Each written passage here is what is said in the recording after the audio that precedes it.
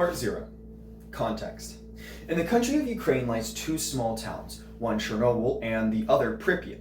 In Chernobyl, there's a nuclear power center that, back in April 26 of 1986, had a nuclear meltdown of its fourth reactor that nearly contaminated the entire European water supply. It was the catalyst for Italy, who was already questioning whether or not they should close doors on the nuclear power centers, to finally say screw it and stop funding their nuclear power centers. Not only that, but according to the Department of Energy, they quit funding their nuclear power altogether for quite a while. But where Italy says no, America says yes please, because, well, these colors don't run, baby. And if you fail at context clues, or unless you fail at context clues, you should have gathered that this speech is about nuclear power. Nuclear power in America produces 92.5% energy by capacity, according to a study released in 2024 by the Department of Energy. Not the last time you can hear that name. By the end of my speech, you're going to have the unwanted knowledge of what an atomic nucleus is, what the word means, what nuclear fission is, who discovered it, and how they discovered it, what nuclear reactors are, how they work, and how they first were made. And if you already have this knowledge, color me impressed. Actually, don't color me at all. Anyways, part 1. Nucleus? To explain this first part, I've ordered a pamphlet from my favorite people down at Oxford Languages, because, let's face it, most of you probably didn't pay attention in your physical science class. The pamphlet reads, "The positively charged central core of an atom, consisting of protons and neutrons, and containing nearly all its mass." Amazing. Now, as we get into this next part, before we get down here, we have to start by dissecting this word itself. Now, the word nucleus, like, well, most words, derives from a Latin root word, which is nux, which, what did that mean? Oh, right. I've ordered another pamphlet from Oxford Languages, because, you know, I knew I wasn't going to remember the long definition I'm sure this used to have.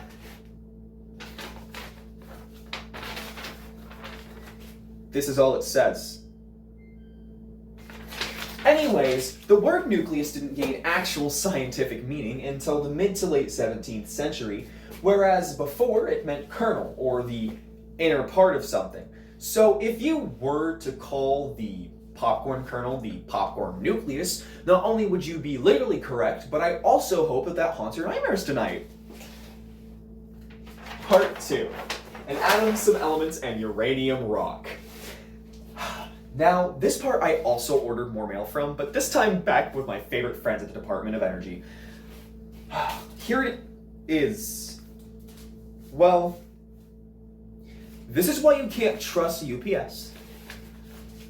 Anyways, with my now torn pamphlet, let's see if I can try and decipher what this says. Here we go.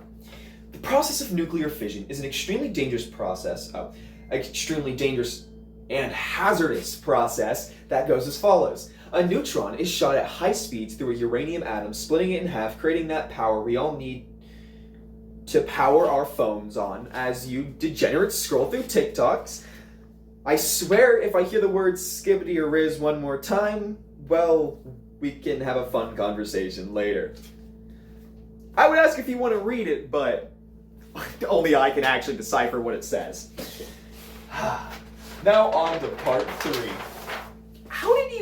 Now, the title of person who discovered nuclear fission is actually people who discovered nuclear fission.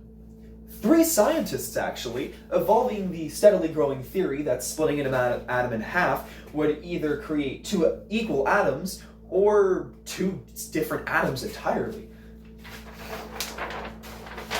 On December 19th of 1938, 3 scientists, Fritz Strassmann, Lise Meitner, and Dr. Otto Hahn, finally founded nuclear fission. All they found at first was that it released a large amount of heat and a lot, and I mean a lot, of radiation.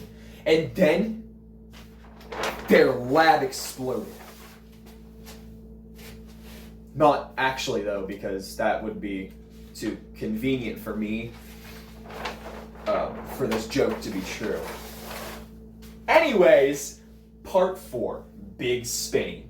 Now for my favorite game, Can You Keep Up? The only game show where your host doesn't care whether you keep up or not. Now, keep up. In a chamber, the process of nuclear fission happens, which creates, again, the large amount of heat that is then put through water, which creates large amounts of steam that's put through massive wind generators, turbines that spin and create electricity that's put through a magnetic generator that is then put through so you can charge your phones. Did you get all that?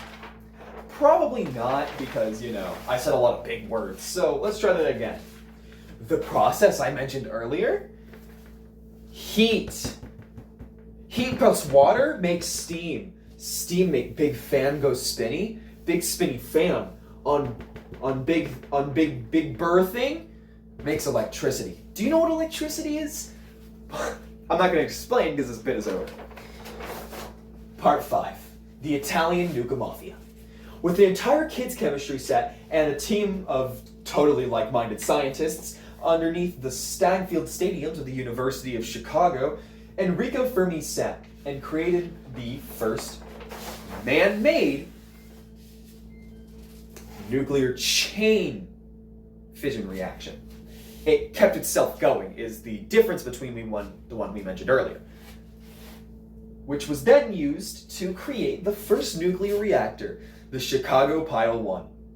Because something good has to come out of Chicago.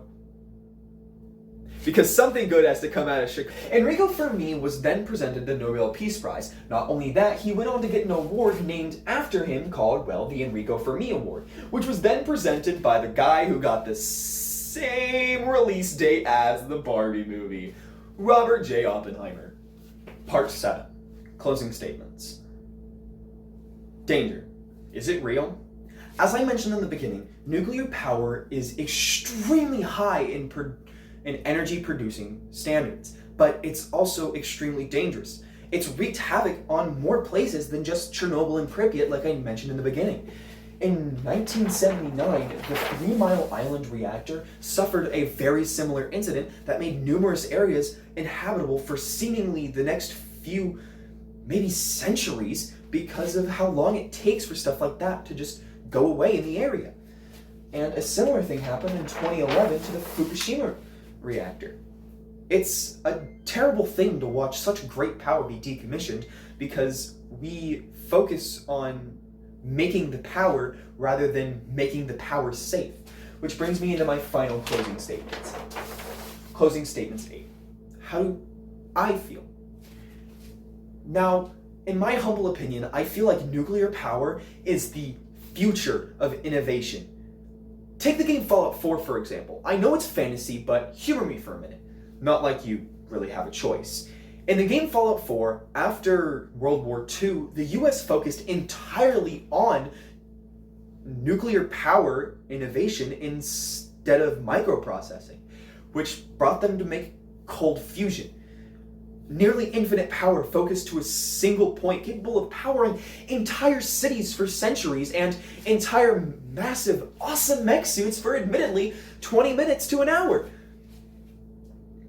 Now, I know this is, again, fantasy, and this may not be something we can ever do in real life, but I feel like if we focused less on how dangerous nuclear power is and focused more on how to make it less dangerous, we could really make something great and have nearly infinite energy. And also, we could avoid having another meltdown.